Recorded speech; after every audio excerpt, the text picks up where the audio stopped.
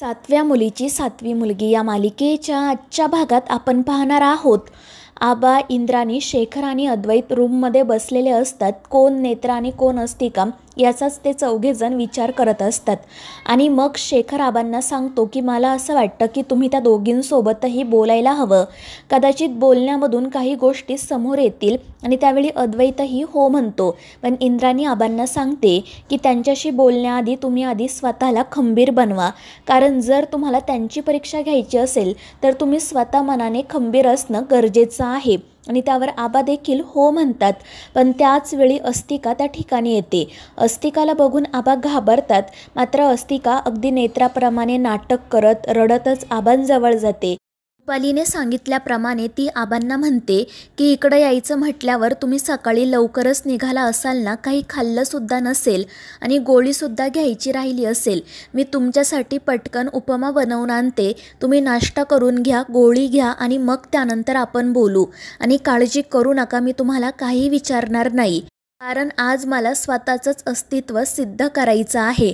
आणि मग ती रडतच आबांकडे बघते तर आबांचाही तिच्यावर विश्वास बसलेला असतो. आणि मग त्यानंतर अस्तिका तेथून निघून जाते. तर इंद्राणी आबांची माफी मागत म्हणत असते की मला माफ करा. या सगळ्या गडबडीमध्ये मी तुम्हाला खाण्यापिण्याबाबत काही विचारलंच नाही. मात्र मग त्यानंतर शेखर, इंद्राणी आणि अद्वैत एकमेकांकडे बघू लागतात. त्यांना असं वाटत असतं की आत्ता जी येऊन गेली तीच आपली नेत्रा आहे. कारण तिने आबांच्या खाण्यापिण्याबद्दल विचारलं. तर दुसरीकडे नेत्रा आबांसाठी उपमा करत असते.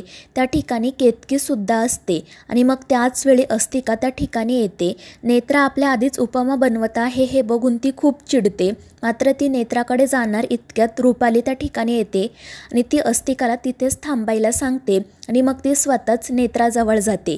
ती हसतच नेत्रा आणि केतकीला विचारत असते की काय चालले तुमचं इथे. आणि मग ती केतकीला सांगते की जा बेवडे, माझ्यासाठी चहा ठेव. तर त्याचवेळी अद्वैत त्या ठिकाणी येतो. आणि मग त्यानंतर तो किचनमध्ये जात नेत्राला आवाज देतो. तर एकाच वेळी नेत्रा आणि अस्तिका दोघीही काय साहेब असं विचारतात. त्यामुळे मग अद्वैत किचनमध्ये काम करत असणाऱ्या खऱ्या नेत्राला सांगतो की तुला आबांनी बोलावलं आहे. त्यामुळे मग अस्तिका रागातच त्याच्याकडे बघू लागते. तर रुपाली तिला मनातून सांगत असते की शांत राहा. आणि मग त्यानंतर ती हसतच अद्वैतला म्हणते की तो वावोशीचा थेरडा आला आहे वाटतं. आता तुम्ही सगळेजण ओळख परेड करून घ्या. आणि मग ती हसतच तेथून निघून जाते. मात्र जाता जाता ती अस्तिकाला म्हणत असते की आता तू इथून निघून जा. आणि मग त्यानंतर मी जे सांगते तेच कर, घाबरू नको, सगळं काही आपल्या मनाप्रमाणेच होईल. आणि त्यावर अस्तिका देखील हो म्हणते. इकडे नेत्रा अद्वैत सोबत आबांना भेटण्यासाठी जाते. आणि मग नेत्राला बघून आबांना खूप आनंद होतो. मात्र ही नेत्रा होती की मगाशी आलेली नेत्रा हे त्यांनाही कळत नसते. तर इंद्राणी नेत्राला सांगते की तुम्ही दोघेजण बोलून घ्या, आम्ही बाहेर आहोत. तर शेखर आबांना सांगतो आणि दरवाजा आतमधून बंद करू नका, आम्ही बाहेरच आहोत, जर काही वाटलं तर लगेच आम्हाला आवाज द्या. आणि त्यांचं असं बोलणं ऐकून नेत्राला खूप वाईट वाटतं. मात्र ती काही बोलत नाही. आणि मग ती आबांना सांगते की आपण बोलूयात, मात्र त्याआधी तुम्ही नाश्ता करून घ्या. तुम्ही पहाटेच निघाला असाल ना, गोळीसुद्धा घेतली नसेल, मी नाश्ता बनवला आहे. आणि तिचं ते बोलणं ऐकून हे तिघेजण पुन्हा आश्चर्याने एकमेकांकडे बघू लागतात. आणि मग ते सगळेजण आबांना घेऊन बाहेर जातात. तर दुसरीकडे ती अस्तिका अस्वस्थपणे फेऱ्या मारत असते आणि मनाशी म्हणत असते की आता पुढे नेमकं काय होईल, आज माझं खरं रूप उघडकीस येईल का.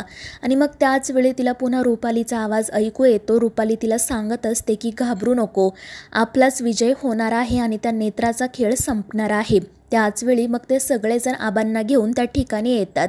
आणि मग इंद्राणी आबांना घेऊन डायनिंग टेबलजवळ जाते. तर नेत्रा रागातच अस्तिकाकडे बघत असते. त्यानंतर ते नाश्ता करण्यासाठी बसतात. मग अस्तिकासुद्धा त्या ठिकाणी जाते.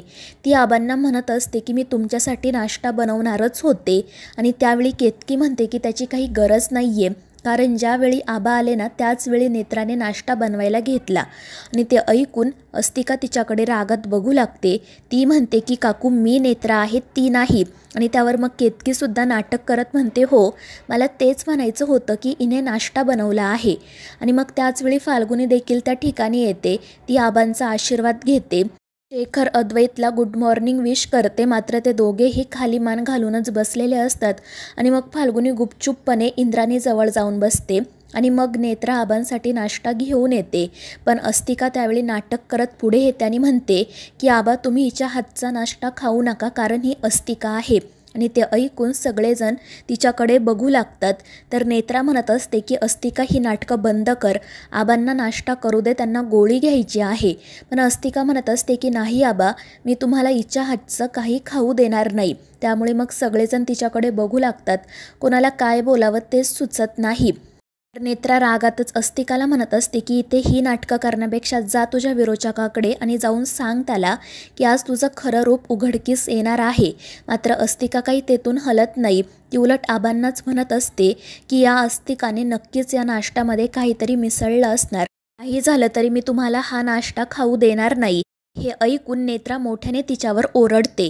तर केतकी देखील पुढे येत म्हणते की नेत्राने माझ्या समोरच नाश्ता बनवला आहे, तिने त्यात काही मिसळलेलं नाही आहे. आणि त्यामुळे मग अस्तिका म्हणते जर असं असेल तर मग नेत्राने आधी स्वतः हा नाश्ता खाऊन दाखवावा. तर मित्रांनो, या मालिकेच्या पुढील भागांच्या अपडेट्ससाठी आपल्या चॅनेलला सबस्क्राईब करा.